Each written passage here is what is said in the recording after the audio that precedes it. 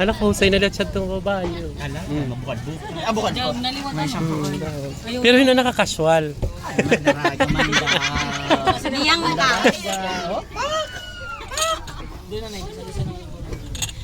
Dito. Mga may tubig. Balay, bugos nga balay. Ay. Pati electric fan dara. Feel ko talaga, why? Ano? Presyo ako lang, dara. May sarap ko.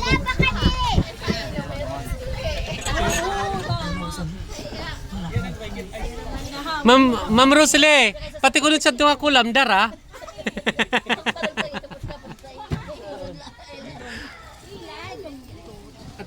Patay, kaguhusay. Miss you, EP. Dati, nahad na pa ng kamera. Yan, diri.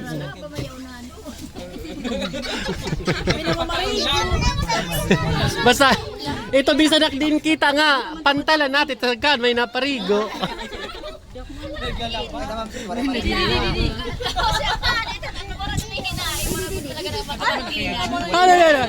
Tinakili. Panimbang.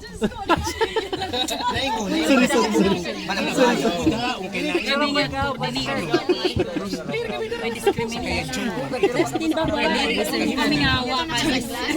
Ano? Mang Rosle! Bugti ito na senchu, bakay na yun. Ito nga naka Eyeglass. Mimi, natalang nga tao din eh. Best friend sila sila, best friend. Mag-best friend ko na sira. Natalang nga tao din eh. Pero nga ito, biyahe.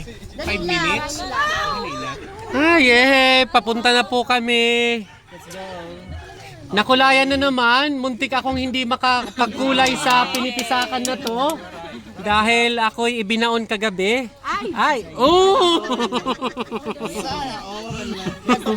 Ata brown out ha, ati magda hanggang 12. Ay, hanggang 12 liwa. Rotational brown out, di ba? May nakapost. Hanggang 12 lang brown out. Pagka 12 nag-ilaw. Pero sabi ni Lucel, pag 9 ko na nag-ilaw hera, 3 hours lang kay may dagin ang upay. Kay kita gad, magkaiba. Sectional. Waroy kami. Kanina manimbang.